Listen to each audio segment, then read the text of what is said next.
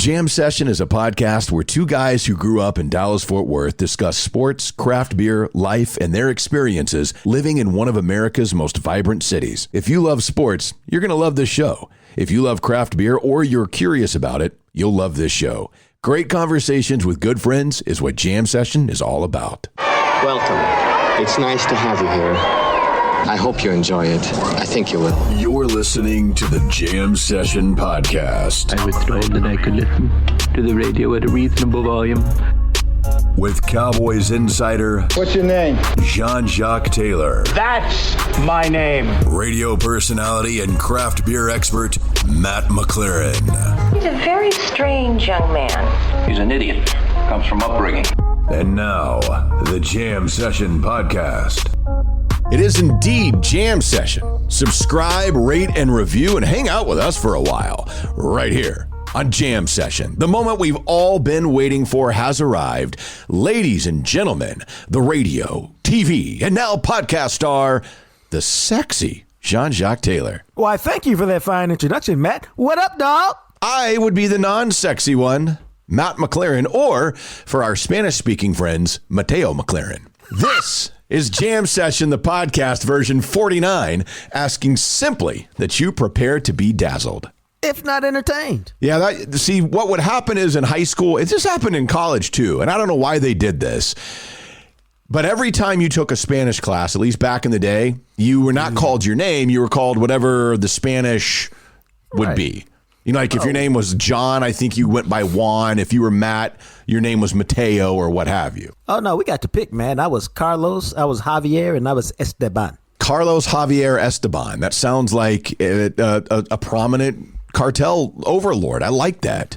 No, I took Spanish 3 different times. For us, that's what we did at Skyline and in my middle school. So I got to pick 3 names. Yeah, see, I never got to pick. I was always Mateo. I took Spanish as a junior and senior in high school, and I took 4 semesters of it in college, and I was always Mateo. Really? Every single, which I like. I mean, Mateo kind of sounds sexy if you think about it.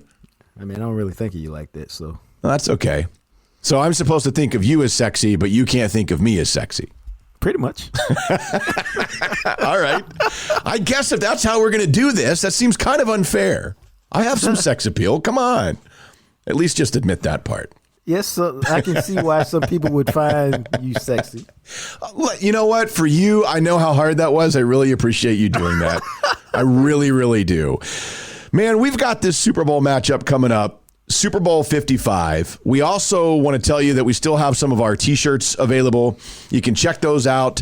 I'm going to post whenever you guys are listening. What is this going to be? On Thursday. Oh, my God. On Wednesday, you'll be listening to this. So we will put up on our Instagram just to remind everybody what the Jam Session t-shirts look like. We have red and black available. We have a variety of sizes. They are $20 plus shipping and handling. If you still would like a t-shirt, make sure you get your order to me. I need your color, your size, your shipping address, and shoot me an email, matt@jamsessionpodcast.com, and we'll get you taken care of. That is also the email to use. We are growing our sponsor base, and we are always looking to add more sponsors as we continue to grow this thing. So if you own a local business, if somebody you know owns a local business and you think they might be interested, get in touch with us, man. We'd like to work with you guys. And it's the same email, matt@jamsessionpodcast.com, and we can get you some information on jumping on with us and adding you to the list of what is really turned out to be a phenomenal list of sponsors that helps to make the show possible. No, man, it's the best way to support us. It's what we appreciate, and it's what makes the show work. Also, don't forget, I will be hosting trivia at Odd Muse Brewing in Farmers Branch. That'll be coming up. I know many of you will be listening to this on Wednesday, January 27th. I will be hosting trivia on Wednesday, the 27th, at Odd Muse Brewing in Farmers Branch at 7 o'clock. General trivia. 4 rounds of trivia. There's a winner every round. There's an overall winner, and that is every Wednesday night out there at Odd Muse Brewing in Farmers Branch. And big announcement, I have added another night of hosting trivia. For those of you over there in the mid-cities, in the HEB area, North Richland Hills area, starting this week on Thursday, January 28th, Thursday nights, at False Idol Brewing. I will be hosting trivia at 7 o'clock. Same format, going to be general trivia starting off 4 rounds. We're going to do it like that. So again, if you're a trivia buff, if you want to come and hang out and drink two of my very favorite breweries in the entire North Texas area, Odd Muse Brewing and Farmers Branch on Wednesday nights, False Idol Brewing in North Richland Hills on Thursday nights, both nights starting at 7. So get a team together, come on out, play some trivia, drink some great beer. I'd love to see a bunch of you guys out there. This is going to be an interesting one. I was thinking that this seemed later than normal, and then I looked at it, and I guess because the way that the dates lined up in January this year, it makes it feel like it's later. The Super Bowl is like a week later than it's supposed to be. And then I got a memory on Facebook today that said 1 year ago today, we were in Miami. Dude, I'll never forget it. And so you guys decided to walk like 8 miles to the stadium. And I didn't have enough gumption to say, I'm just going to take a Uber over there. I'll meet you guys over there. Yeah, and that was a mistake because even though it's January, we're wearing shorts in Miami. By the time we got to the convention center, we're drenched in sweat. But we had a good time. And so obviously we still have to wait another week as, like I said, because of the way that it times out, it would be January 31st is the last day of January this year. So that first Sunday in February is February 7th. So we're still a little under 2 weeks away from that. And that's when you will see Super Bowl 55, Patrick Mahomes going for ring number 2 against Tom Brady going for ring number 7 in one of the most epic quarterback matchups in Super Bowl history. Which, I think is going to be a fantastic game because I think both quarterbacks are terrific. I don't think there's any doubt to me that Mahomes is far superior to Brady right now. And if I'm going to treat it like I would two teams. So if Mahomes and Brady both play their A games, then Mahomes outplays him and they win the game because when Mahomes plays his A game, I don't know that you can beat the Chiefs. But if he plays less than his A game and you keep it close, then the Brady magic and belief that Brady's teammates have in him will take over and Tampa will win it late. Does that make sense to you? Yeah, sure. Because I'm telling you, and it doesn't matter whether it's an offensive thought process or a defensive thought process. If it's close in the fourth quarter, Brady's defense will go, if we get in the ball back, we'll win. And if the offense has it, we got Brady. We're going to win. So the Chiefs better be up by 10 going into the fourth quarter. Otherwise, I think, Brady will pull it out. I think that the Chiefs are going to be just fine in this one. But like you said, this is going to be really interesting to me. And there's one thing, and I imagine more people will start talking about this. I don't know that I've seen anybody, but the Chiefs are without their tackles. Eric Fisher got hurt in the AFC title game. He's been their anchor at left tackle for years, and he's not going to be able to play in the Super Bowl, which means they're going to be without both of their tackles. That's and a problem. With the Bucs and the amount of edge rushers that they can have, Shaq Barrett, make no mistake about it, that dude can get to the quarterback. They can get some pressure with their offense or their defensive line, and if they can contain the edges and keep Pat Mahomes where he doesn't have that escapability outside the pocket, and then you've got Vita Vea trying to come up the middle, it could get interesting to me if they're able to get some pressure on Pat Mahomes or at least contain him where he's forced to stay in the pocket instead of using some of his creativity outside the pocket. Oh, I think that's an interesting way to look at it, and I think it's an accurate way to look at it. I think the other thing to look at is, and to me, it's it'll just be fascinating to see what they do. Tampa blitzes more than just about anybody else in the NFL. Teams that play the Chiefs almost never blitz because you don't want Kelsey and Tyreek Hill getting one-on-one coverage. So what will they do? And they met in the regular season, so I guess you go back into tape and see how they played them earlier, although it's got to be a different game plan. You won't go in with the same approach. But it'd be interesting to see how they approached them earlier in terms of pressure and what they do differently this time. It will. And we shall see all sorts of time, obviously, for us before we get to Super Bowl Sunday. But it is going to be interesting because, man, when you look at this thing, you are talking about a matchup between, and I mentioned this in our last podcast, this is the first time in Super Bowl history that the previous two winning quarterbacks of Super Bowls will meet in the very next one available. So Tom Brady won the Super Bowl in 2018. Pat Mahomes won it in 2019, and they meet in 2020. That's never happened before. And when you go back through the history of quarterback matchups throughout the course, and obviously, look, we've seen some duds. We've seen some that really never moved the needle whatsoever. And I was thinking about this, and I don't know how you felt about this, but I thought the Tom Brady-Russell Wilson matchup back in 2014 was a fairly good one. No, Russ has not won an MVP, but he was going in, much like Pat Mahomes, going into his second consecutive Super Bowl. It felt like Seattle was the better team. They had just come off of their blowout win the year before over Denver and Peyton Manning. And here's Tom Brady, lo and behold, in the Super Bowl once again. And that ended up being a phenomenal game. That's interesting because I was going through my own list, and for whatever reason, that one didn't. And maybe I think maybe I looked at it differently. I looked at it more in my mind as matchups between, I don't know, hyped quarterbacks. Like, I don't know if we knew Russell Wilson then. Like, I don't know if we thought about him then like we do now. Then I think maybe he was an up-and-coming quarterback establishing himself. And now it seems like, he's, on a Hall of Fame trick. I could just be mistaken.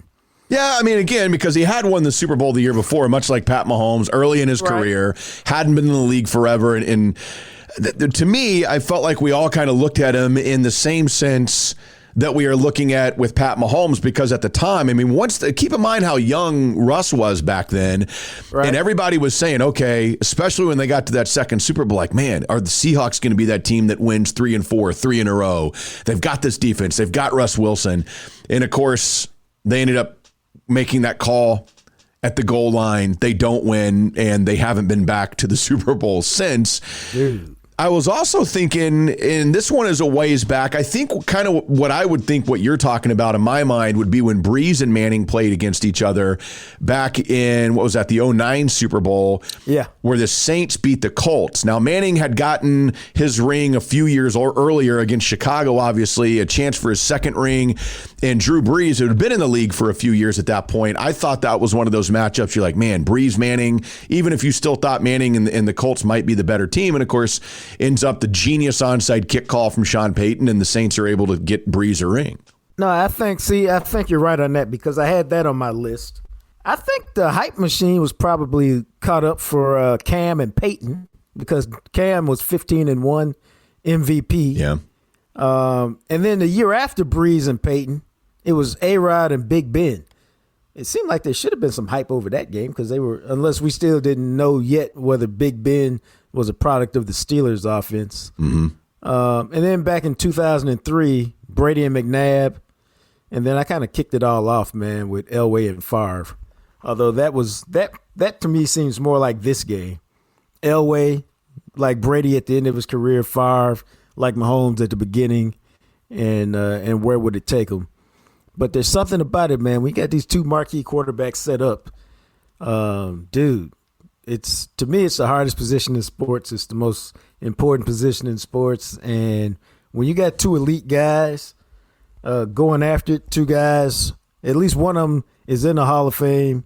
One of them's on a Hall of Fame trek or track, depending on how you choose to use the words. Right, yeah. Dude, I don't know that I've been this hyped for a Super Bowl in a minute. Did you go back and look at the stats from when they played in November? No, I know it was a very close game at the end. I think Kansas City ended up winning like 27-24. Yeah, that was a score. Dude, I'll take this game again. Tom Brady, 27 of 41, 345, 3 TDs, 2 picks. Gronk, 6 for 106. Chris Godwin, 8 for 97. Pat Mahomes, 37 of 49, 462, 3 touchdowns. Tyreek Hill, 13 for 269 and 3 touchdowns. Travis Kelce, 8 for 82. I will take that game. Tyreek Hill scores on 75, 44, and 20-yard passes. It was 27-10 Chiefs. Bucks scored 2 touchdowns in the fourth quarter to make it 27-24. Dude, I'll take that, man. I'll take a little closer game because it'll be a little more entertaining. But the offensive fireworks there, the performances from the quarterbacks, I'll take that. Yeah, I would as well. And I think I would be surprised quite a bit if this is not one of the best Super Bowls that we have seen. Although, to be fair, if you think about it, for the most part, the Super Bowls that we have gotten in the last few years, I mean, the Eagles over the Patriots ended up being a really solid Super Bowl. The Atlanta-New England one was interesting because the first half of that was horrible, and it only became a great Super Bowl because New England came back, and it was like, okay, one team blew out the team in the first half, and then the Patriots blew out the Falcons in the second half, and overtime happened. Yeah, but that was a good game because whenever you see a great comeback, it's a good game. And then, the other team has to live with it forever. I thought last year, for the most part, was a really solid Super Bowl because of the 49ers' ability to keep the Chiefs' offense in check. And then all of a sudden, in the fourth quarter, it ended up being a phenomenal game. And here come the Chiefs, who eventually, of course, would overcome. Jimmy G misses the throw, and the Chiefs win. Well, you thought the 49ers were going to win that game all the way up until they didn't. Yeah, pretty much. I would say that's very true. I mean, they were controlling it. They were doing everything they needed to do. And like you said, Jimmy G missed that throw, man. It cracked the door, and the Chiefs took it. And that's why the Chiefs, to me, are so fun. It doesn't matter how you defense them, how you handle them, how you stop them, how much control you are in of the game. Boy, that was an awful sentence. How much you control the game, that's a better way to say it. That they're like a basketball team, man. They go on these runs, and once they find it and they hit it, I mean, they can go 3, 4, 5, 6 possessions in a row. Yeah. Touchdown, touchdown, touchdown, touchdown, touchdown. We shall see, but I think it's, as you said, man, I mean, Mahomes and Brady, this could be one of the all-time epic games. And I was kind of thinking, like, back in history, because it's rare where you get 2 quarterbacks that have won Super Bowls that are matching up against each other like this. It almost feels like you go back to like Bradshaw Staubach or something like that, like one of those like elite level, just great Super Bowl, both MVP guys, both going to be future Hall of Fame quarterbacks matching up in the Super Bowl, and you just know it's going to be phenomenal. Yep, pretty much. I'm looking forward to it. I can't wait. And I love greatness. I've told y'all that 1,000 times. And this, to me, is a couple great quarterbacks hooking up. And it can't help but be a great game.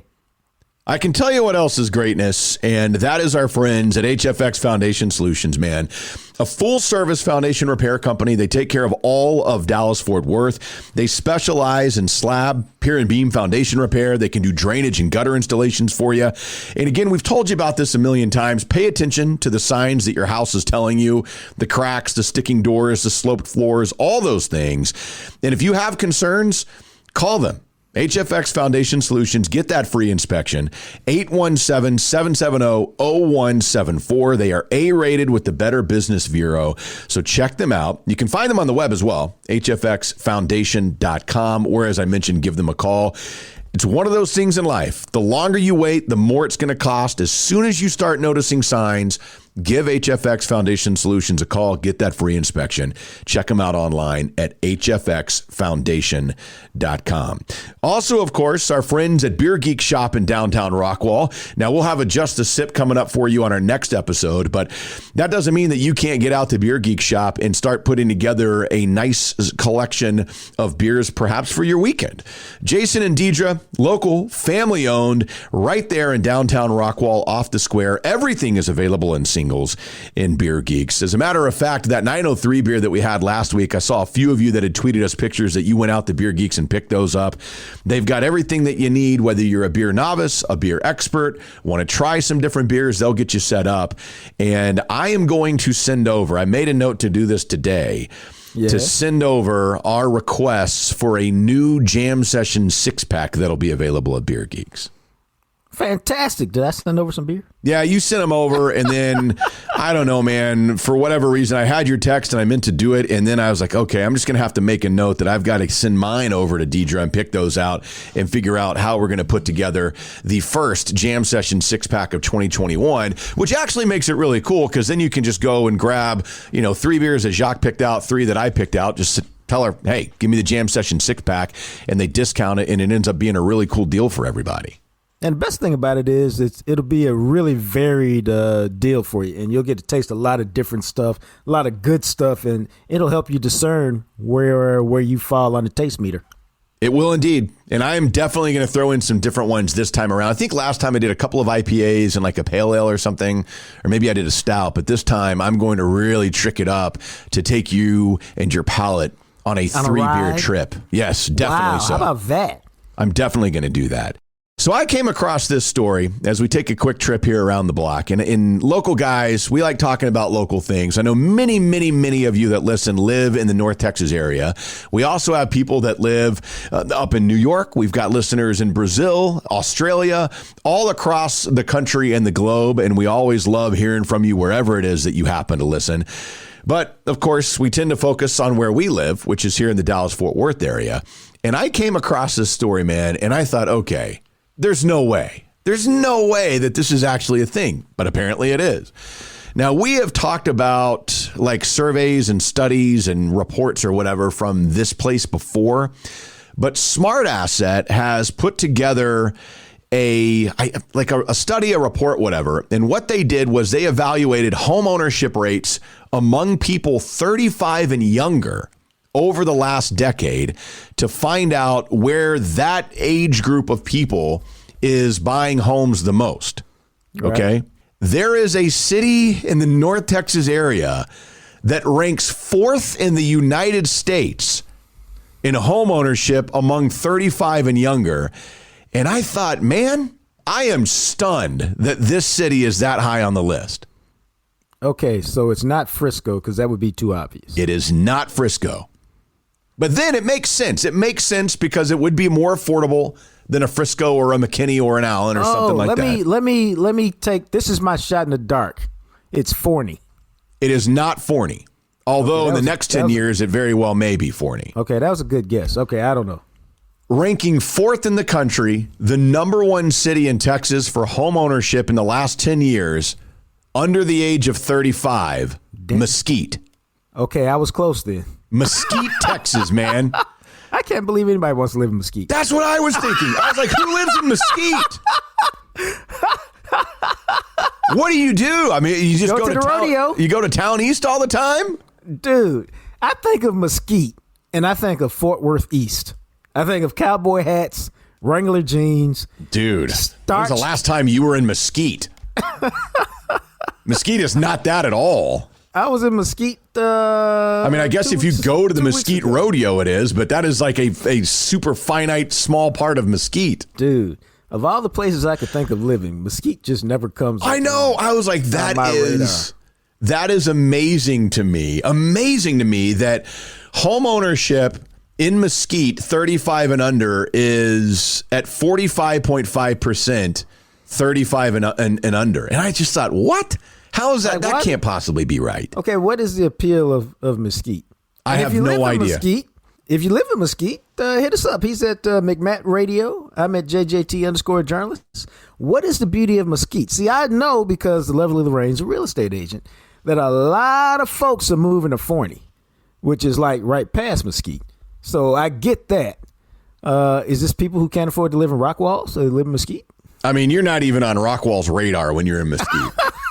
Now, I will tell you this. Mesquite is like Irving on the other side of Dallas. You're 15 minutes away from downtown Dallas. There is a lot to do in Mesquite. I mean, it's a huge-ass city. I mean, it is massive. But I thought it was interesting because at number 17 on the list is Garland. And Garland and Mesquite are right next to each other. And I just thought, really? Like of all the places around the area, and I get it, Mesquite and Garland would probably be much more affordable while still being really close to like the downtown Dallas hub area. Right. You know, Forney is getting like that because it's so affordable to live out in Forney. And quite honestly, if you don't live too far off of Highway 80, once you hit Highway 80 in Forney, you're in downtown Dallas in 20 minutes. Now, if you are not that close to Highway 80 and you've got to drive 10 to 15 minutes to get to 80, then obviously that starts to add up. But it's so affordable to live out there. It's a really nice. I think it's nuts that people live in Forney. I'm starting to wonder when Heath is going to come around because technically that's where I grew up. Like we lived in Heath. but there was no high school out there. So we went to high school in Rockwall. And when I lived in Heath, there was absolutely nothing in Heath. Like you couldn't shop, you couldn't eat, you couldn't do anything in Heath. You had to go to Rockwall to do everything. That's probably, what city is like that south of Dallas right now? It's probably Midlothian, which was like, when I was growing up, that may as well have been the deep country. And even when we moved out here 18 years ago in DeSoto, there was nothing in Midlothian. Now they got 2 6A high schools. Yeah, which is wild. And obviously Rockwall Heath is in Heath now, and they built a Tom Thumb out there, and they've built a couple of different things. But it just is mind-boggling to see that growth. But I thought, my brother Mark, he lived in Mesquite, but they rented a house. Him and a couple of his buddies, before he got married, they rented a house in Mesquite, and that's where his car got stolen. I don't know, man. Growing up in Rockwall, I spent a lot of time in Mesquite because that was when malls were still cool, and we used to go and hang out at Town East Mall. And so we'd spend a lot of time around Town East in that area. And I still to this day, I don't know what's in Mesquite that makes you want to live there. I don't know. Man, I've been to Town East Mall about twice. I was unimpressed both times. I've been to Town East Mall. I haven't been inside Town East Mall in probably 20 years, but I've been there probably 150 times. Wow. I'm just saying, man, that's where, when you lived in Rockwall back when I grew up out there, see, people now that live in Rockwall, you're like, why would you go shop in Mesquite? There's plenty to do. Not when I was growing up in Rockwall. Yeah, I can see that. That was totally different. Plus, there's a chance to get on the highway, stretch your legs a little bit. Let me tell you people this. I was a senior in high school when Taco Bell opened in Rockwall, okay? So that gives you a little perspective. We didn't have Target and all that cool stuff that's over there now. Yeah, I never told you the story, did I? So Walmart opened when I was a junior in high school. And now they used to have like one of those little small in a strip center Walmarts in Rockwall. Right. And then they opened up the big super Walmart that everybody is familiar with now. And there used to be a road, and they just built a Walmart right on top of that road. And when Walmart opened, Nick and I decided that because we had an off period, and then it was on a Wednesday. I'll never forget this. It was on a Wednesday, and we had youth group that night. So we were going to go spend some time at Walmart, and then we were just going to walk across the interstate and go to church for youth group. So we go to the Walmart, and we spent, 4 hours at Walmart because, hey, it's Walmart, it's Rockwall, something to do. Right. And how about this for a wild story? Doing a live radio remote at that Walmart was a dude by the name of Alex O'Neill. He was a DJ at the time on 103.7 KVIL, back when they used to be a big time station and played the music that everybody, they used to play music, and it was very popular. Right. And this would be, how old was I? I was probably 16, 17 when that Walmart opened. When I was in my mid-20s, like 24, 25, I got hired to do a 2-hour talk show at a station in Austin. And the guy who hired me, the program director of that station, was Alex O'Neill, the same DJ that had been there the day that Walmart opened. Is that right? Yeah. And I told him that story. He's like, dude, I have no idea what you're talking about.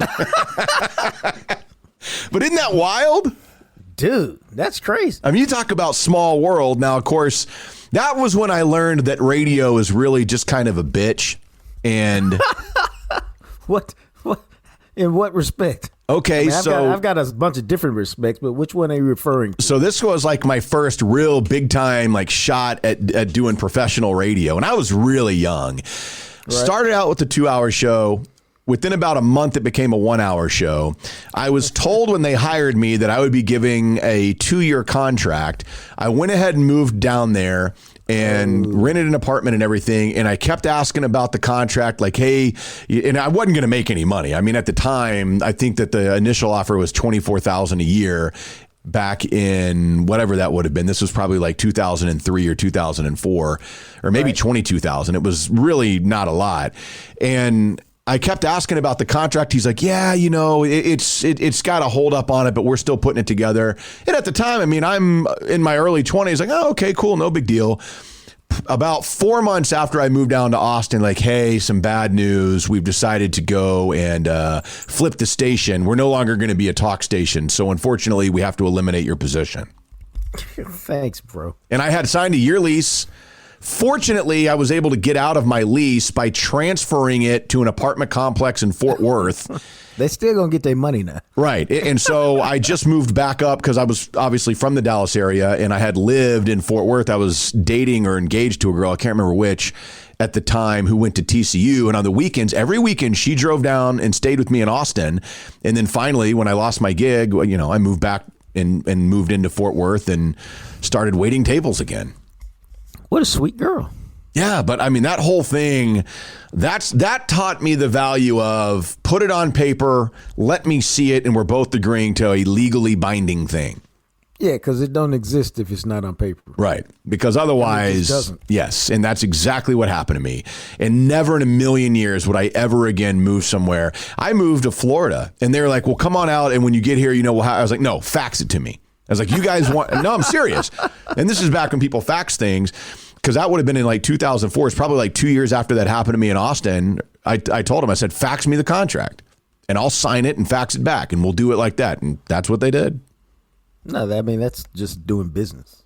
And of course, God, I guess we're going down this rabbit hole. That taught me the value of never move anywhere sight unseen. Yeah.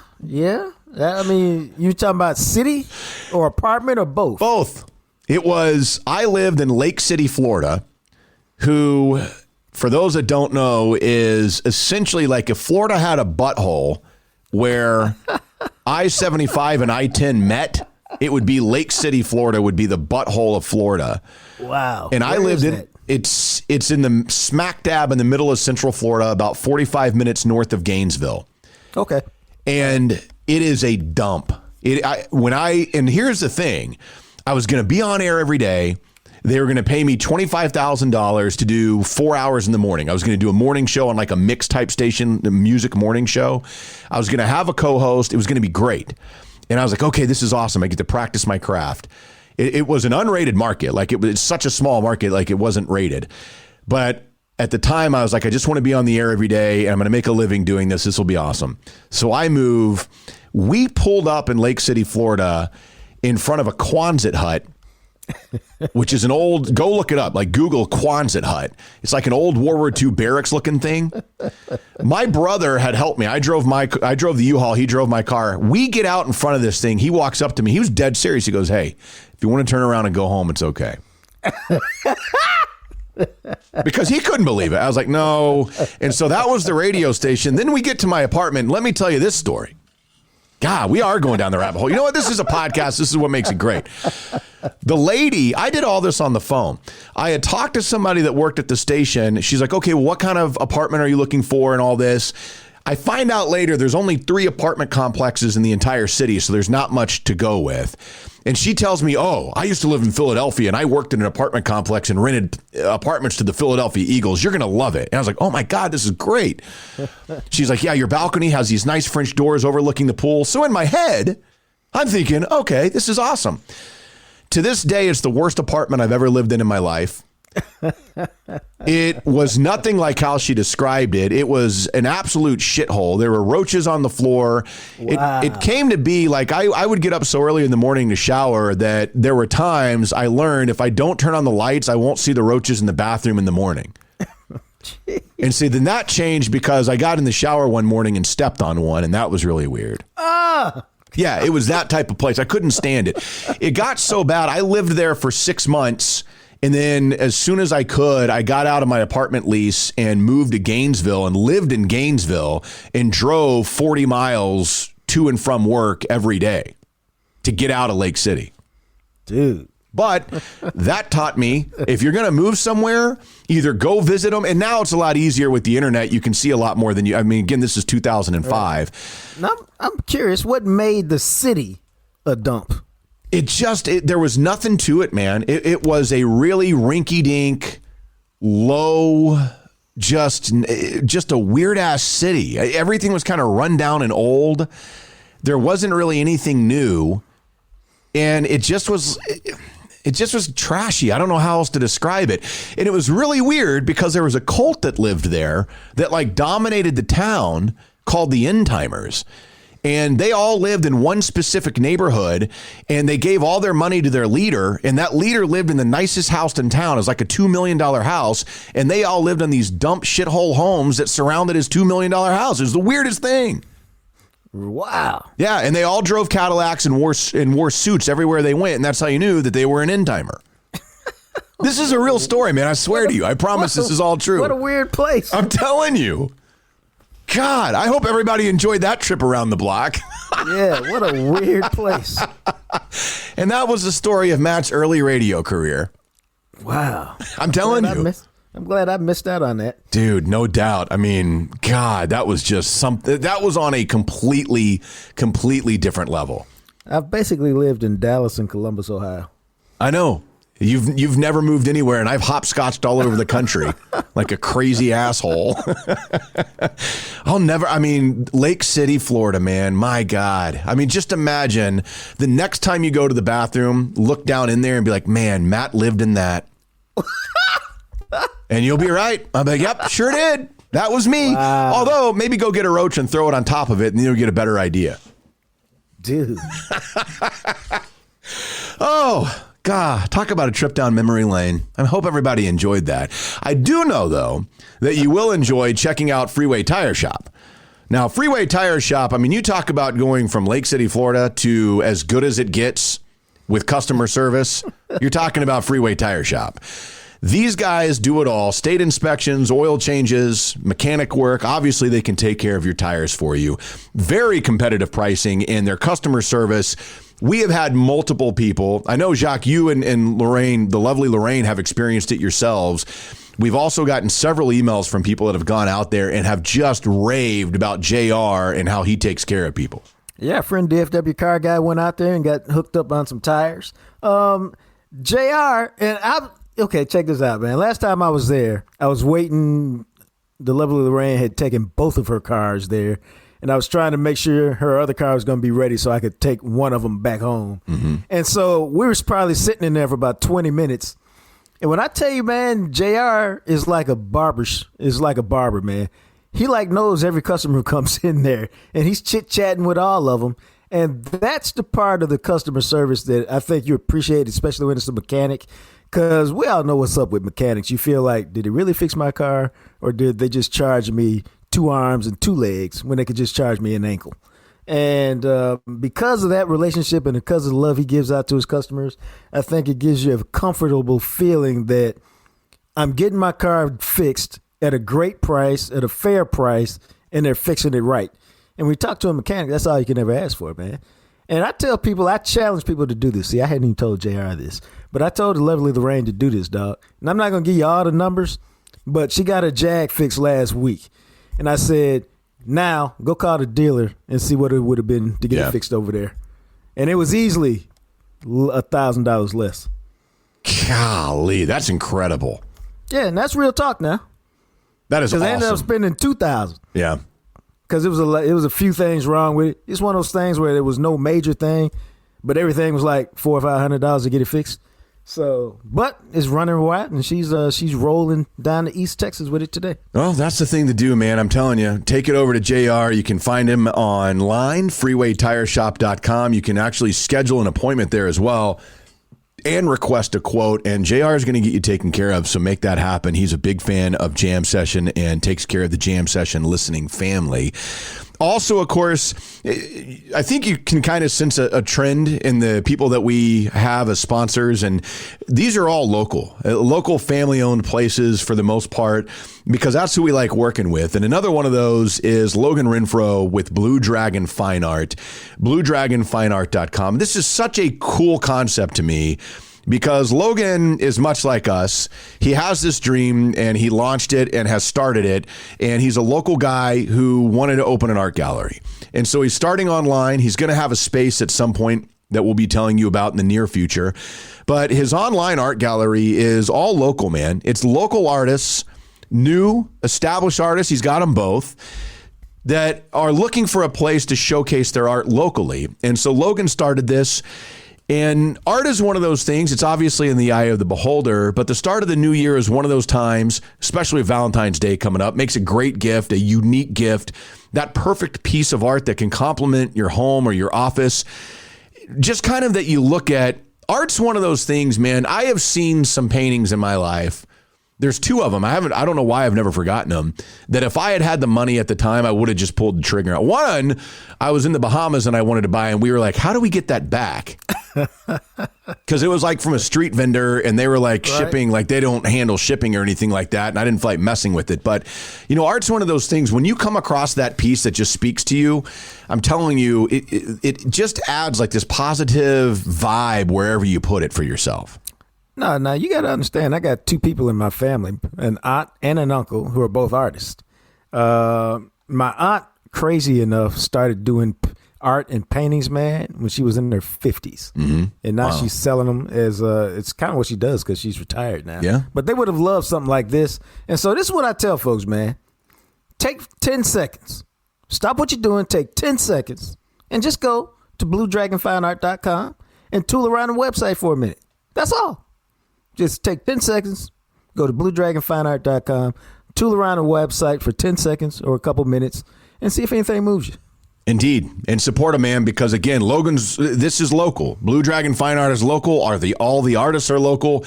And I love that. I think it's a really cool idea. So check him out. Give him some support over there at bluedragonfineart.com. And as we move forth, of course, we also want to make sure that we mention those wings from Kroger. You guys, cracks me up. I love seeing the pictures of the wings from Kroger that you guys are getting, whether it's the mango habanero or the buffalo blue cheese. So many of you have gone out and picked up a pound, couple of pounds. Somebody sent us like a picture of what I swear is like 5 pounds. I was like, man, that's badass. But it's meat, it's flavor. There's no breading. They're fresh. They're not frozen. You have to go back to where you get the fresh meats. You actually have to speak to a guy or a gal. Say, hey, man, wrap me up some of those wings. I am telling you. So you know what I love about this is people will say, man, I've been hearing you talk about these wings for like 3 months. I finally decided to see if they're any good. And holy crap, you weren't kidding. I think that's hilarious. I know. But I think that's what a lot of people do. They just listen to us talk time and time again. They finally go, okay, the story's been pretty consistent. Perhaps they are telling the truth. Let me see what all the hype's about. And, dude, we ain't got a lie to y'all. No. So when we tell you there's no breading, baby, just meat and flavor, put them in your cast iron skillet on top of the stove, put them in the air fryer, put them on the grill like Matt. Hey, broil them. I've done it both ways. They're fantastic. And y'all know me, man. I wouldn't lie about some wings. No, not at all. Of course you wouldn't. So check them out. The wings available at most North Texas Kroger locations. So find the one near you, ask about the wings, and enjoy them. Enjoy a couple of pounds of them. They're fantastic. As we roll forth here on Jam Session, we welcome in, as we do each and every week, here to chat football and all things. We welcome in our ESPN Cowboys insider, brought to you by BlueStarMotorGroup.com. It is Todd Archer. And Todd, we kind of talked about this last week. We saw some great conference title games, and that leads us to Super Bowl 55 in Tampa, the Tampa Bay Buccaneers against the Kansas City Chiefs. But before we get to that matchup, and we kind of talked about this a little bit last week, but Aaron Rodgers, once again, I mean, fairly or unfairly, the dude's now 1-4 in conference title games. And when you look at the greats of all time, only one Super Bowl appearance, and it's I don't know what to make of that. And it seems like he doesn't either with the way he left things at the post-game press conference. Yeah, will he be a Packer next year? Is he looking for more money to have a commitment beyond 2021? So many questions, not only with Aaron Rodgers, but with so many quarterbacks in the NFL, right? And how many guys are going to be where next year? I think Schefter said as many as 18 different quarterbacks could be changing teams. I mean, that seems to be unheard of going forward. But with his place in history, I don't know. I think we waste so much time of saying, well, this guy's number 2, and this guy's number 1, and this guy's number 5, and this guy. Just appreciate them for what they are. Aaron Rodgers is a great quarterback. 1 Super Bowl or no Super Bowl, or 5 Super Bowls. He's a great quarterback. Is he the best of all time? No. Tom Brady's still playing. So Tom Brady's the greatest of all time. And Tom Brady, even if he loses the Super Bowl to Patrick Mahomes, he's still the greatest of all time. He's been to 10 Super Bowls. 10 of the 55 he's played in. 10 of the, how old is he? say he's 43? 43. Or how about even the percentage that he got in the league in 2000, he played in 10 of the last 20 Super Bowls. That's ridiculous. That's the greatest of all time. And I don't know, and maybe Mahomes will get there one day, but he's not getting there by getting to the Super Bowl twice, even if he wins it twice. He'll get there by winning 6 or more. Well, I didn't really answer your Aaron Rodgers question very well on that one. That's what I was going back to. So now that you got that out of the system. He's a great quarterback. Well, look at it from a Cowboys perspective. Would you want a quarterback that got you to 5 NFC title games? Now, in a 25-year drought, I think you probably say, hell yeah, I'll take that every year. But, you don't. If you had the guy in an NFC title game 5 times and you only won one of them, you'd probably be saying, man, what's wrong with the guy? Yeah. I don't think there's anything wrong with the guy. I think he got beat by the Giants, a Giants team that got on a worldly run in 2011, right? Because how good were the Giants? They weren't the wild. They were wild card in 07. But he got beat at home. No, wasn't that? He got beat by. Yeah. Am I missing all that stuff up? When the Giants won in 2011. Well, I know they beat him in 2007 because I was there. Right. But Favre was still the quarterback. Right. And then he lost on an onside kick in Seattle in 2014 when his guy couldn't hold on to the ball. Was that his fault? And look, he didn't play great the other day. He missed Lazard on an easy touchdown when he forced it to Devontae Adams, and he was out of bounds. And then I think he should have run it on the 3rd down to at least get to the 5, if not closer, and then they go for it. But probably should have gone for the touchdown anyway. So, again, is that his fault, or is that the coach making the decision to kick the field goal? I don't know. If I had Aaron Rodgers on my team since 2005, I'd be pretty pleased. Yeah, I'm pretty pleased with that. I'm okay. Yeah, and you know what? Maybe that's the bigger thing of it is, and we kind of feel this way, at least I do, with what the Cowboys have failed to do with Romo and now Dak, is maybe the Packers, they've got a guy that obviously you can win rings with, and they have failed to put things in place around him to capitalize on taking advantage of that. Yeah, but, I mean, you look at it, at least this year, they had the best record in the conference, so they had to have put enough stuff around them to be the best team in the NFC. That's true, too. So and their record is really good. Is it really good because it's all about Aaron Rodgers and nobody else? Or, there have been times where those guys advanced and they've not been they've been all about Rodgers. I think that 2014 team probably is close to that. But that Super Bowl team, when they did win it, that defense, I want to say, was the top 6 defense with Clay Matthews was still young. A.J. Hawk was there. I believe Peppers was on that team. That was a really good defense. The back end of that defense was really good. And yeah, but this is the deal. Let's look at those Patriots teams that Brady's won with. Show me all the Hall of Famers that he played with on offense. He had Gronk. Come up with the other one. Yeah, outside of Randy Moss for a year or two, then right. Yeah, I mean that's. Well, they didn't even win a Super Bowl with Randy Moss. That was the undefeated season where the Giants got him. Yeah. I don't know. I mean, it's such a weird thing, and it just goes back to at some point. And that's why, okay, so Brady does it time and time again. As you said, it's almost hard to comprehend that one guy can go to the Super Bowl 10 times. He does it 9 times in New England, is like, I guess I'll go play in Tampa Bay. Let's go to the Super Bowl. And sure enough, they do. And then on the flip side of that, you look at what Pat Mahomes walks into Kansas City, and things just seem to work. And lo and behold, here they are going to a 2nd straight Super Bowl. Sounds like luck is a pretty big factor in all of these things. But I will say, look what Brady walked into, though, right? They were a team that went 7-9 last year. But look at the talent they had on offense. That Mike Evans, Godwin. They added Antonio Brown. They added Gronk, but they still had O.J. Howard. He got hurt this year. Cameron Brate's a solid tight end as well. That offensive line has been built the right way. The Ronald Jones at running back. I mean, he walked into an offense that had as many weapons as he ever had up in New England. So he picked the right team and elevated them. Here's a question, and we probably debated this. Would you rather have had 2 years at $50 million of Tom Brady, or year to year on the tag with Dak? If you're the Cowboys, what would the Cowboys have done if Tom Brady was their quarterback this year? Well, damn, man, I don't know. If Tom Brady is their quarterback this year, if they still have all the same other injuries, they're gonna do what New England did this year. Nothing. I don't think Tom Brady. This is just me. I don't think Tom Brady was going to elevate this year's Patriots to anything.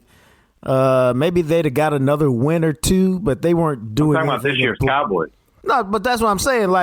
I don't think Tom Brady is, at this point in his career, can elevate a team. He needs a bunch of help, which I guess he would have had in Dallas. But if you had all the other injuries at the offensive line, I don't think they'd have done too much. Are they better than 6-10? Are they wild cards? Do they win the division? If it plays out the same way, yeah, I think they do. But I would have thought that if Dak had stayed healthy. It's not fair on both sides to me to say, well, because we wouldn't have known if the offensive line would have been banged up or not banged up, yada, yada, yada. But that's what I say. If the same rules apply, they win the division at the very least, don't they? And I think Tom Brady figures it out a little bit better how they would be able to win with an offensive line that wasn't good for long stretches of the season. Okay, I can deal with that. Well, that opens up the door to this question. What do you want to do with Matt Stafford in Detroit? Would you rather have him at 2 years and $40 million than Dak at 1 year at 37? You have to at least investigate it, right? You have to at least think about it. You can't just dismiss it. And that's something I'm writing for ESPN.com on Wednesday. If the Cowboys tell us it's 24 hours a day, 7 days a week, 365 days a year, this is something you have to consider because of what you just mentioned. Most Stafford's getting $20 million and $23 million in the next 2 years. Dak at least is getting $37 million for this 1 year.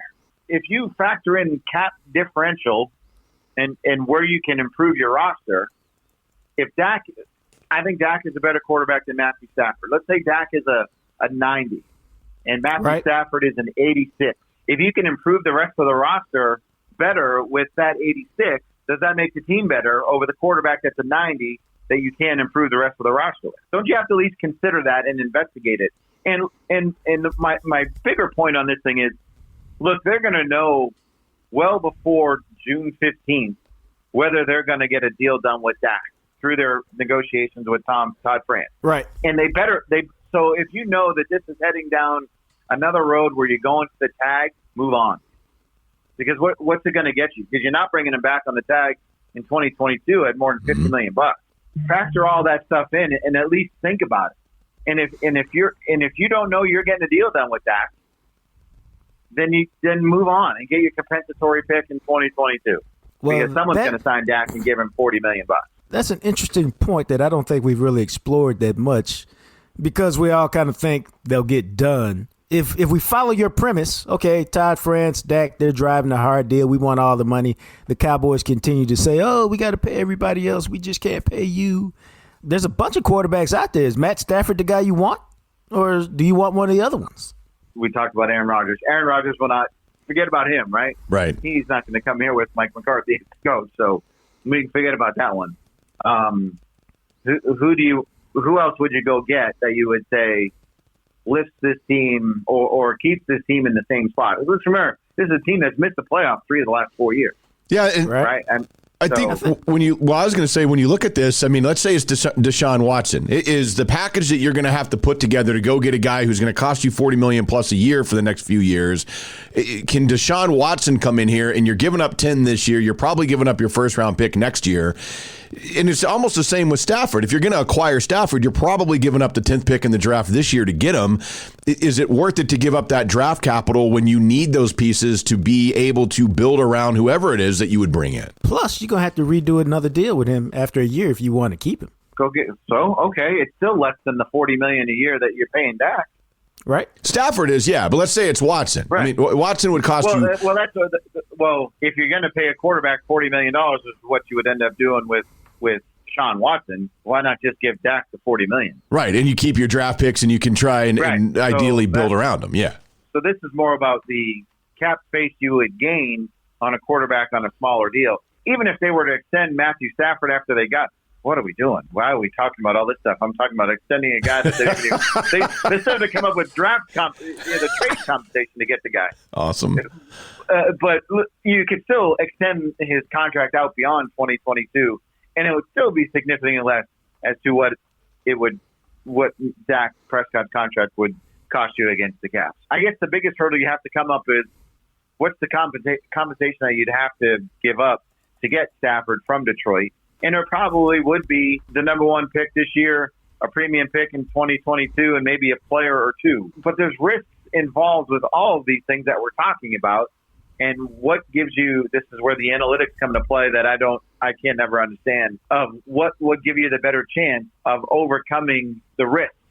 And if you're paying Dak $40 million a year and you have the number 10 pick in the draft, but you can't go out and add any real free agents, well, what's better? Is it better to not have the 10th pick in the draft and have $20 million in cap room to go get better players that have already proven at least a little bit of something? Now, we saw what the Cowboys did in free agency last year, where they didn't add a player of significance. In fact, one guy didn't make the team because he got hurt in camp. One guy didn't even make the team out of camp, Clinton Dix, and one guy didn't look like he liked playing football in Doncic Poe. So, and they traded the other guy, Emerson Griffin, after however many games that was.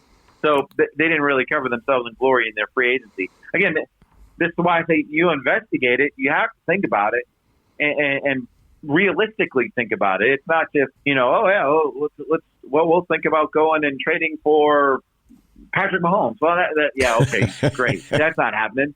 But this seems to be a more realistic possibility that you could still improve your team, even if you're giving up some premium draft capital. Well, here's the question. How good do you think Matt Stafford is? I think he's really good. And I think I'll put most of his 74-90-1 record on that organization. He's not perfect. He's going to make some throws that we're going to be scratching our heads and say, what in the world was he doing? A guy who's played that long shouldn't be making that throw. But he's also going to be making some plays where you're like, good gosh, there's nobody else in the league that can make that throw. I think he's a really good quarterback. And again, I'm going back to the price of what he would cost you. I'm done with 5-year plans. I'm done with we need to prepare for the future. Screw that. Win. Go win. It's been 25 years. When did you change your mind on that? Probably yesterday. No. I guess it's always a balance, right? Of you have to think of the draft as a long-term process versus short-term gain. And I probably swing back and forth on where you are. But look, this is a team that's missed the playoffs 3 of the last 4 years. Just as the offensive line the Cowboys had in 07, 08, 09, and 10 got old together, this offensive line is going to get old together too. So their window, Tyron Smith hasn't played a full season since when? 2015? Yeah. Leo Collins is coming off and missing a full season. Zach has now missed 6 games. You have to start thinking they're not going to have but 3 years left with these guys. So then you have to start all that stuff all over again. That's why I'm just kind of like, you know what? Keep Dak if you can get everything right and do it well and do it easy. But if it's not going to be easy, if you know it's going to be a pain, if you know the complications of the pandemic and the cap and all these things are still in play from the issues that you had last summer, you have to start thinking about a quarterback other than Dak. And I think we talked about, hey, to use the 10th pick on a quarterback and have that guy come in. I've kind of softened my feel on that because of what Dak means in the room. It'll be hard for a rookie, especially, to come in and win the room over, where if you had a guy like Stafford, who does have skins on the wall, has played hurt, does seem to be a guy, you hear all the stuff coming out of Detroit that guys want to win and want to play for, that mitigates that more than drafting the guy at number 10 to say, here's our quarterback, we're moving on from that. Have I at least made you guys think about it more than just saying Archer just doesn't like Dak? Well, yes, because we know you love Dak. So, no, you've made a compelling case. I think it's going to be. You've made it to where now I'm interested to see exactly how this plays out, because honestly, in my mind, I'm thinking there's no way Dak will get tagged. Either he'll get tagged and play at 37, or they'll figure out a long-term deal. But when you listen to the way that you kind of lay out the case, I could see a viable option that Dak Prescott isn't the quarterback and maybe Matt Stafford is. And that brings us to another question. Well, maybe you trade him. Well, to trade him, Dak would have to sign the tender first. So all of these things kind of have to go glove in hand a little bit, right? But you could tell him to go get your own deal, and because we don't want to pay you, so go tell Todd to go get this. Work out. We want to pay you. We don't want to pay you everything you want. Is a better way to say. Yeah, I got you. It makes us a good case. We may talk about it later. And my last thing for you is the important thing is the Cowboys in this musical chair game. You don't want to be stuck with the last guy without the chair, because there might be a bunch of quarterbacks available, but you want to make sure you're getting Matthew Stafford and not Andy Dalton. Right. You know what I mean? So that's why all these things kind of have to work in conjunction. Todd I Archer, can't wait man. to see the tag. I can't wait to see the tag on this thing. I can't either. Get rid of Prescott. Yeah. Dak sucks. Awesome. Go get Stafford. Well, thanks for saying it right at the end. Now I can clip it and use it. Yeah, appreciate that. All right, Todd. Appreciate it, man. All right, Yeah, brother. see you guys. See ya. See you. There he is. That is Todd Archer, as always, brought to you by Blue Star Motor Group, who, of course, specializes in superior quality Carfax certified pre-owned vehicles of all makes and models. Whether you're looking for, as we tell you all the time, it could be a car for yourself. Maybe it's that fancy midlife crisis car that you can get an unbelievable deal on. Maybe it's something a little bit easier that you're looking for. You've got somebody coming up turning 16 in your life this year. They can cover it no matter what it is that you are looking for. Give Deb a call if you're looking to buy or sell at 817-881-4066. And as always, keep in mind, you can see everything they've got on their website, their inventory, their pricing, all the features of the vehicles they're offering you. You can check them out at bluestarmotorgroup.com, a local family-owned car business. I'm telling you, man, these are really, really good people. They're big fans of us. We love these guys. Support them. Check them out at bluestarmotorgroup.com. So I wanted to move into this because we haven't talked about the Mavs that often as the season's gotten underway. There's 17 games into this thing. And look, we have talked about the struggle, the surviving of the struggle. We've talked about guys missing time and COVID and how that impacts it. But Luka Doncic, and when we had the radio show, we used to just bow before him as Lord Luka many times. And I don't know why, but I feel like last night, and we've seen it a couple of times, but last night, Luka Doncic recorded yet another triple-double. I believe he's now 13th in NBA history with his 31st triple-double of his career. The dude is averaging a triple-double through 17 games. He's averaging 9.9 assists, 9.8 rebounds, and 27 points a game. But what struck me about last night more than anything else was I felt like last night was almost like an ideal look at what the future actually could be with Luka and the Mavs. In what respect? Well, I think, we lose this sometimes because the dude is only 21 years old and he's so great already that we've lost a little of our patience that we would give a normal person of this age. And when you saw what Luka did last night, and there's been another game or two, I'm trying to remember, I can't remember, it was like maybe a couple of weeks ago. And gosh, the schedule's so like stacked together. Maybe it wasn't that long ago when he had 15 assists. Well, last night he had 16 assists. He had 11 rebounds and he ended up with 35 points. And I thought, to me, I've always thought this about Luka. If you put guys around him that can make open shots, 15 and 16 assists is not going to become 16 assists. That will become his normal game. Like, I think what we saw last night, now 35 points obviously is probably 8 more than maybe what you would expect. But those 15, 16 assists, I don't think that's an abnormality as the Mavs grow this thing around him to where I really think this dude at 21, as they figure out the pieces and as they put better pieces around him, I don't think it's absurd to think that type of a stat line is basically what to expect on him on a nightly basis. Now, see, I think the beauty of Luka, and I am not saying I, like many people, started to see it last year. And I think we've talked about it before, man. Like, the triple-double is what he does. Mm-hmm. There's nothing extraordinary about it. It's the way he plays the game. And see, you saying that after last night's performance, I thought it the other day when he had like 12 points, 14 assists, and 13 rebounds or something like that. Right. Which is, he's a guy, much like Magic Johnson, much like LeBron James, who gets off just as much passing the ball as he does shooting. Like, who's that they beat the other night where they executed down the stretch? I can't remember who it was. Could have been Houston. The San Antonio game, I think, is what you're talking I think about. it was San Antonio. Yeah. And he maneuvered into the lane. I think they were up by 2. They had the balls, a handful of seconds left. He maneuvered into the lane through traffic and found Jalen Brunson in the corner. Wide open 3. He bangs it home, gives them a 5-point lead, basically clinches the game. But to me, that play was all about your willingness to give up the ball to somebody else. And it ain't like Jalen Brunson's a great three-point shooter. Yeah. But your willingness to trust him in that moment and give him an opportunity to seal the game with an easy shot, the wide open three, as opposed to you taking a contested shot.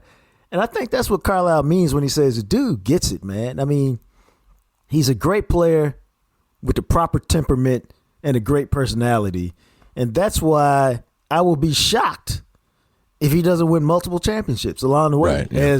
As today's current stars get older and phase out of the game, he's going to be 26, 27, 28 in his athletic prime, able to do the thing. Having been to the playoffs 3 or 4 times, experienced some heartache. And I just think it's only a matter of time until he wins one, and then he'll get I'd be real surprised if he doesn't get multiples, man. Yeah, I would be too. And, the more that you watch it and the more, and I guess kind of going back to what I was saying, I swear I had a dream about him last night.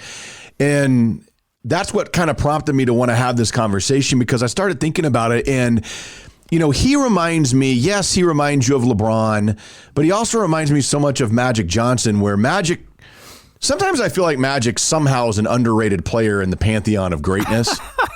I really do, because the way that Magic could see the floor and to be that big as a point guard is similar to what Luka does.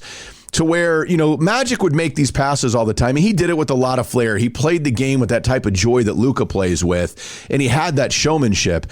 And for those that aren't aware, Magic Johnson averaged more assists per game than any player in the history of the NBA at 12 assists a game. But it became one of those things where they put guys that could score around him. And as the Mavericks start to do that, it would not boggle my mind if Luka finishes at some point where averaging 10, 12, 13 assists is just a regular thing, because as the percentage goes up around him, because he gets guys open shots, it's just a matter of them hitting them down more consistently. No, I think you're right. And it's the difference between playing with guys who hit 40% of their threes and playing with guys who hit 33% of their threes. So, and then I think the reason why he's going to ultimately win multiple championships is I like the organization, meaning I think Rick Carlisle is a hell of a coach. I think Donnie Nelson is really good at finding and identifying talent, and I think the two of them together work well. And then Cuban's got enough money to give you that extra boost to get you what you need, as long as money is a deciding factor. And so it's a lot of stability in the organization, and I think all of that will help point you toward a winner. I agree. And the gold standard, obviously, in triple doubles, everybody always points to Oscar Robertson. And that's a guy, of course, I never saw him play. His career was over well before I was born. But you look at Robertson's all-time career statistics, and that was a dude that over the course of his career averaged 26 points a game, 9.5 assists, and 7.5 rebounds. And Luka's above all that, and I think is going to maintain being above that. That's what's so wild about him. He's a phenomenal scorer. I think we've all seen that. He has that weird Jason Kidd guard ability, knack to rebound somehow. And then at the same time, that's what is just so incredible about Luka. He can see the floor and score the way Magic can. He could see the floor the way Jason Kidd saw it, and rebound the way, like a guard rebound, the way that Jason Kidd could, but he can score like the LeBrons and the Jordans of the world could score. It's so wild that he has all these elite abilities, and you're seeing all of it in one game. Yeah, I think that's his greatness, man.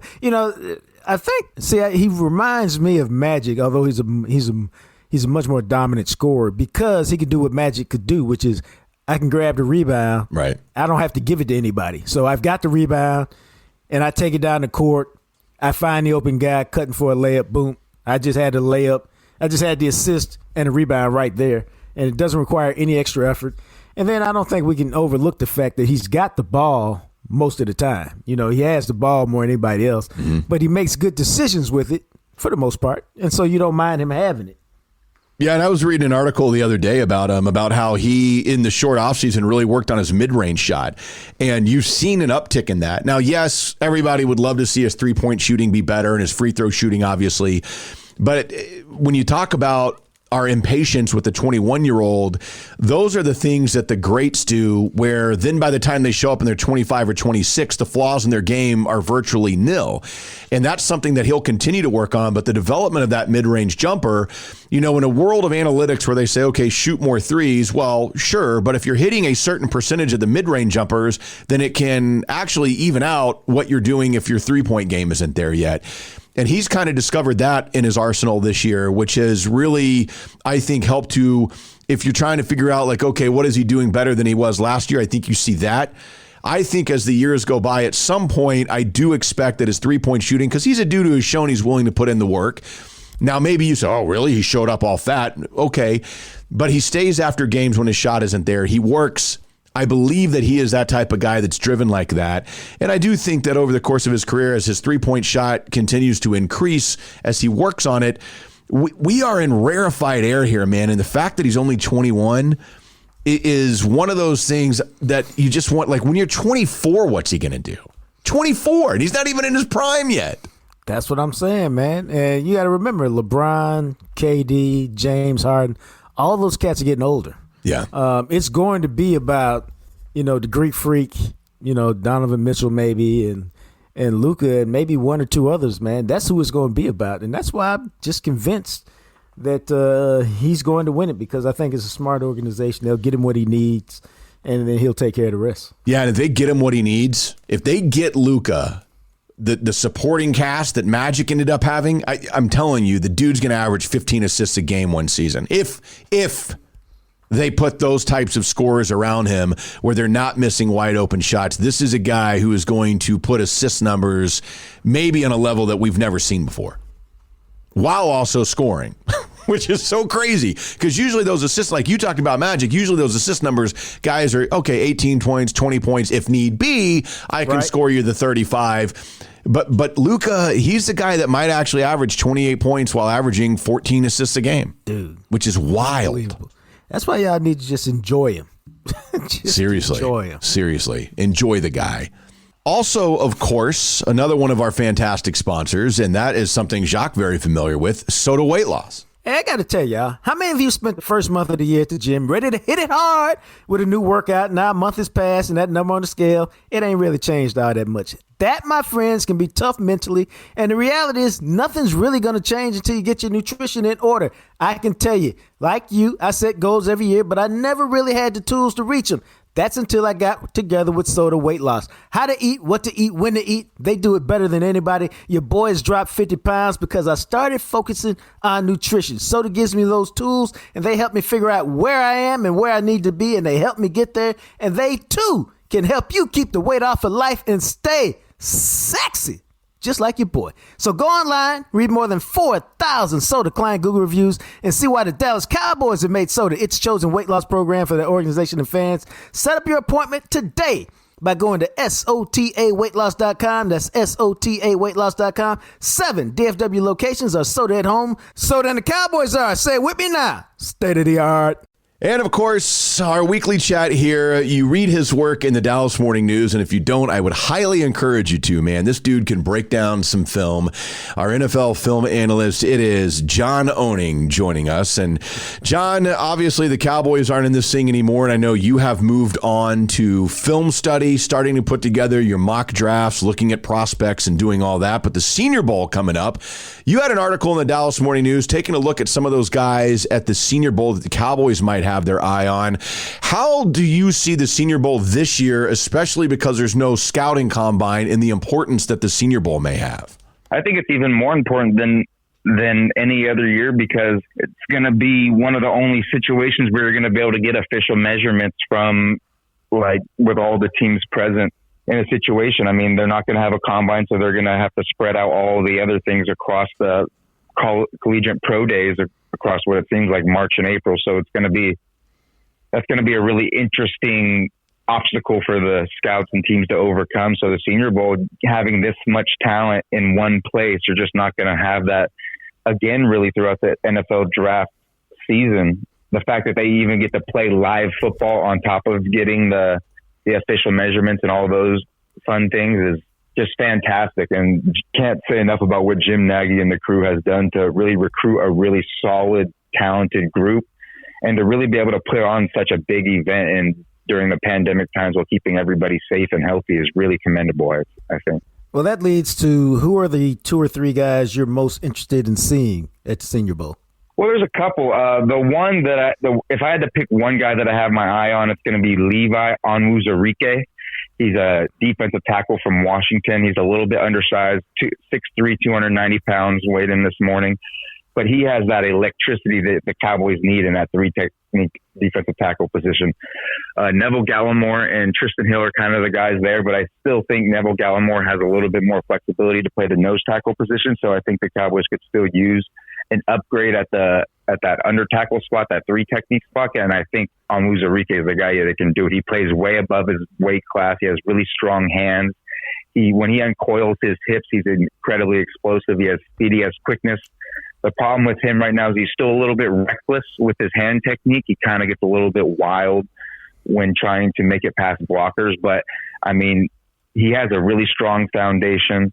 He has the athleticism you want. He has the play strength that you want. And if you can just mold him into – you get a defensive line coach that's a really good teacher and you can really mold him, I think he's someone that can be a fantastic addition to a defense like the Cowboys. You also had, and I thought this was interesting because, and granted, what a great headline this is. Given the health issues of Tyron Smith and Lyle Collins, don't be surprised if the Cowboys target an OT in the draft. And I thought it was interesting because when you see that, I think especially, you're going to replace Tyron Smith. Maybe there's going to be a guy at 10. But you actually had circled somebody that might be available for you in the mid-rounds that you think could fill in at some point down the road and take over for Tyron Smith. Yeah, this was because at the Senior Bowl, all the top really offensive linemen and tackles that could be had at number 10, they're not there. Obviously, I think the Cowboys, even if they don't take a tackle high, I think they definitely can take a tackle in the mid rounds because with the injury issues that Lyle Collins and Tyron Smith have shown, the Cowboys need to get better depth there and get somebody that they can develop for the future. Because I still don't think Terrence Steele's that guy. I'm not sure that Brandon Knight's going to be that guy, especially with his performance toward the end of the season. So I think the Cowboys could be looking to upgrade there. And the Iowa tackle, Alaric Jackson, is someone who really caught my eye when I was studying these Pro Bowl guys. He's not Pro Bowl, Senior Bowl guys. He's 6'6". He's really tall. He's really powerful at the point of attack. His sheer size makes it hard for pass rushers to get around him just because of his blocking radius, really. But I just like the bare bones of him. He still has some technique issues. He has some issues with pass rushers that attack him inside, outside, that can kind of use those Euro steps to threaten both edges. But I just like the foundation he has, the size, the strength, the ability to create displacement at the line of scrimmage in the run game, the ability to anchor in pass protection. All these things make me think that he's someone that could be developed. Obviously, if the Cowboys were put in a situation like they were last year, I wouldn't want him to be thrown in as a rookie. But I really think that years 2, 3, 4, 5 down the road with solid development, he could become a player who can be at least an effective swing tackle backup, and best case scenario could potentially turn into a starting caliber offensive tackle if Smith or Collins is out for an extended period of time. So how many mock drafts have you put together already, and how many will you have done before the draft?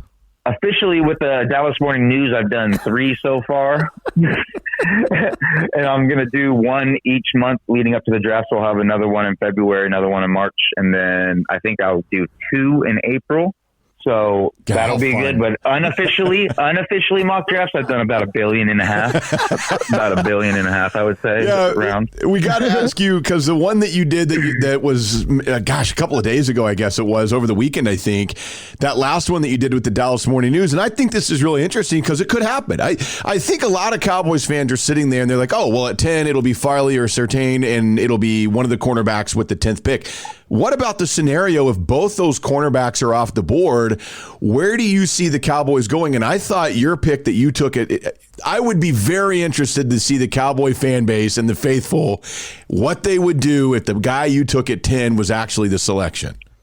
Oh, judging by my mentions, they wouldn't react to it well. They wouldn't react to it well, that's for sure.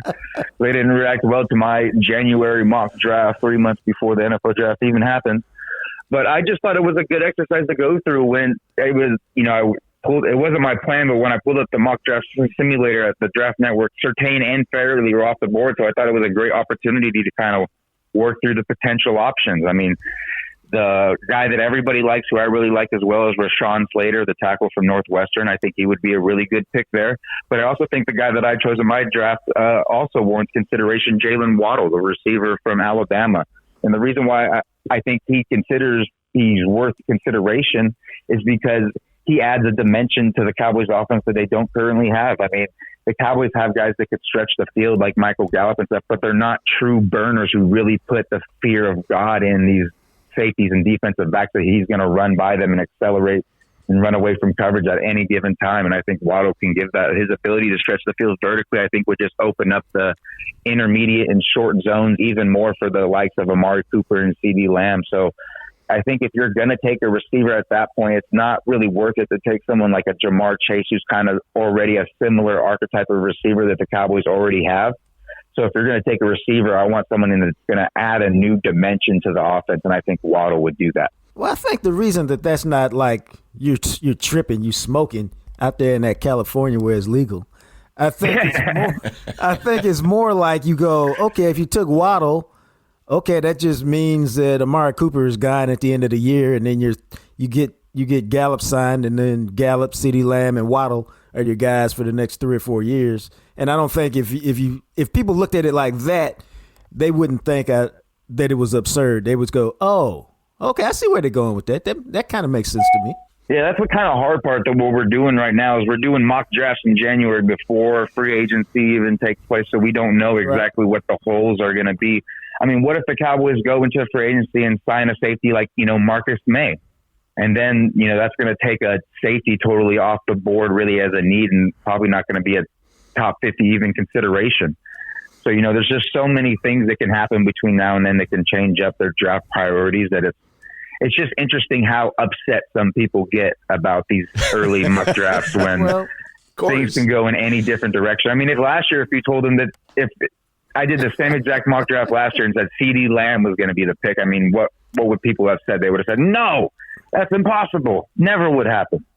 Well, I think it also leads to the question, since you opened up the door, since you cracked it, I'm just going to kick it open. Well, by that, if you take that logic, what if Kyle Pitts is there at 10 and the corners are gone? He's another one that I think he warrants consideration. He's that good of a player. He's a real matchup nightmare. And I think that if picked, he could add a kind of a versatility that Travis Kelce does for the Chiefs. That kind of, how are you going to treat my tight end? If you treat him like a receiver and add another defensive back on the field, then okay, we can run versus your light box and we are going to be successful.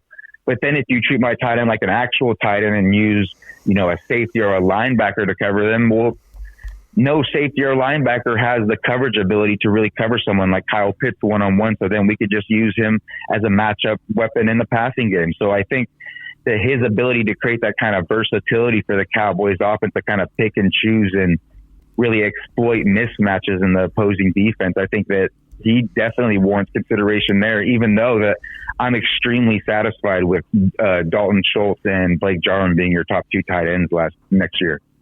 Yeah, that one, I mean, I think what happens is, and it's the same with the Waddle pick, is everybody looks at it and says, okay, the offense is not the problem. We need the defense. But then again, like you're talking about, and I think it's important for people to realize we're talking about if the corners are gone. Because I think if Patrick Surtain is there, that he's got to be the pick. I would absolutely love that. You pair him with Diggs, and you've got 2 really nice corners for the next few years. But outside of that, and correct me if I'm wrong, there's no Chase Young. There's no real big time like, oh my God, this dude's going to be there at 10 possibly as far as defensive players go. Nope.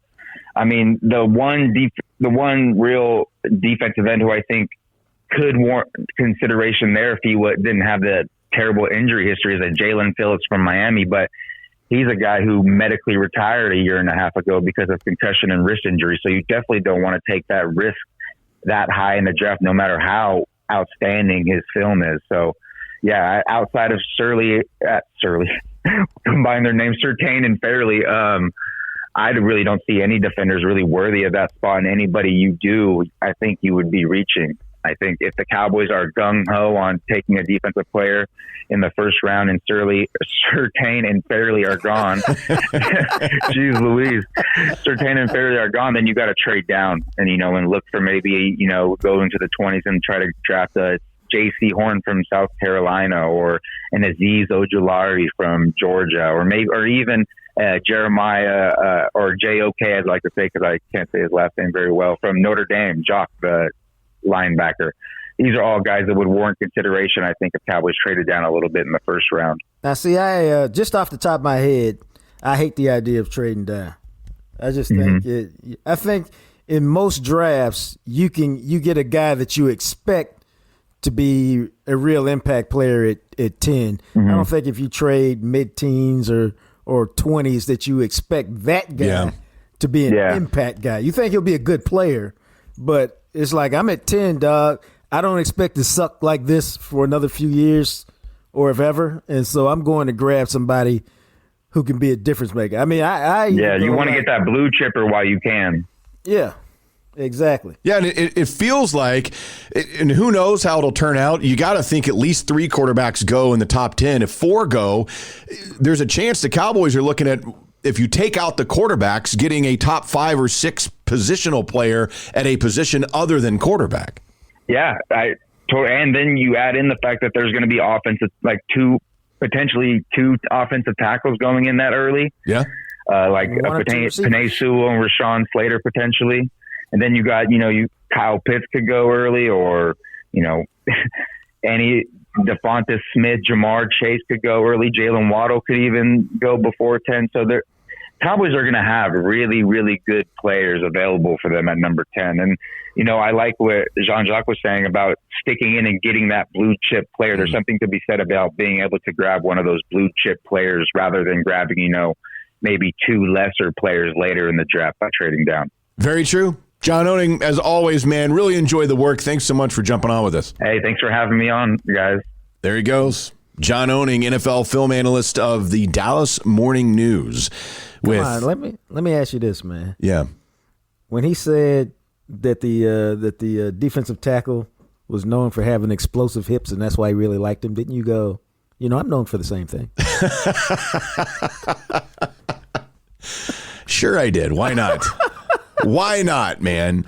It is interesting, though, as we think about that, because what I was saying there at the end, it's true. Like, if you think about it, we know Trevor Lawrence and Justin Fields are going to go in the top 10. Most likely, like a Kyle Trask or a Zach Wilson is going in the top 10. If 4 quarterbacks go, then literally out of all the other positions on the field, the Cowboys are going to get one of the top 6 guys, non-quarterbacks in this draft.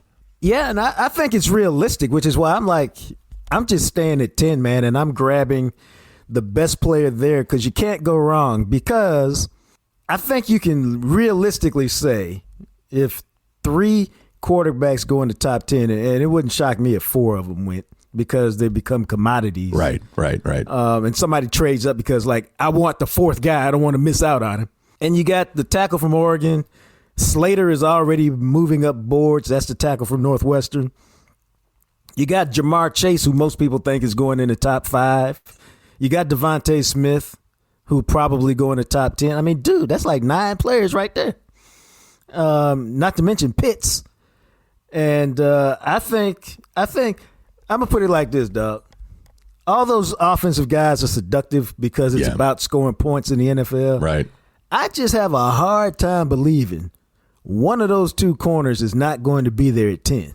I do too. I really do, man, because look, Jacksonville's taking a quarterback, Detroit's taking a quarterback. That's 2 for sure. I wouldn't be surprised if Denver at 9 either takes one there or tries to move up. At a minimum, 3 are going, and I think I'm with you. The Jets, Salah sold on Darnold. I don't know. Are they going to take a quarterback at 2, and that's his guy? I think 4 quarterbacks are going to go before the Cowboys pick. Right. And so, like you're saying, if that happens, there's at least going to be 2 wide receivers that are going with Smith and most likely Chase. That's 6. So the Cowboys are going to have their selection out of whether it's Farley or Micah Parsons or Patrick Surtain or whoever it is. One of those 3 dudes is going to be there at 10 defensively. If they want whoever they identify as the best defensive player, there's a very good chance that guy will actually be there at 10. Yeah, and so that's why I say you don't have to. This ain't complicated to me. You stay there, and you literally take the best guy there. If the best guy is Slater, I go, hell yeah, I'm taking him. I'm putting him at left guard today. I don't even have to think about it. And then when Tyron's done, he moves out to left tackle. And boom, all of a sudden my offensive line looks great if everybody's healthy going into next year. And then if he gets hurt, if Tyron gets hurt, okay, fine. You go out to left tackle and replace him until he's back. So, it's really... it ain't that complicated, Doc. No, and when you look at this, I mean, again, Jacksonville quarterback, let's say Jets quarterback. Miami has the third pick. If I'm Miami, I'm going wide receiver, getting to a weapon. Atlanta, who knows? Are they going to go quarterback? I don't know why they would. I would stick with Matt Ryan for a while. Atlanta could take a defensive player. Cincinnati, if Penei Sewell is there, why are you not drafting your left tackle of the future to protect Joe Burrow? It just makes sense. Philadelphia needs wide receiver. They need weapon for Carson Wentz. And then you've got Detroit's going quarterback. And then you got Carolina, Denver, Dallas. I mean, it's literally that simple to me. And both those teams need quarterbacks. Right, where it just makes sense. Now, obviously, there's going to be some trades. Somebody will jump up. Somebody will take. There's always a guy in the top 9 or 10 where you're like, holy hell, really? But the chances of Dallas getting one of those two cornerbacks, I think is extremely high. Hanging out at number 10, taking the best CB available, pairing him with Diggs, and all of a sudden, you have changed the dynamic of your secondary for the next 4 years. Dude, and then you can live the dream. Yeah, you can. Why not? You could live the dream that said, what if you decided to go from the first time since like 2002 and take a safety if there was one worthy in the second round? Mm-hmm. You hope he can play, and all of a sudden your secondary has a totally different look. Or you take that corner, you get a safety in free agency that you know can play, so you don't have to wonder. Right.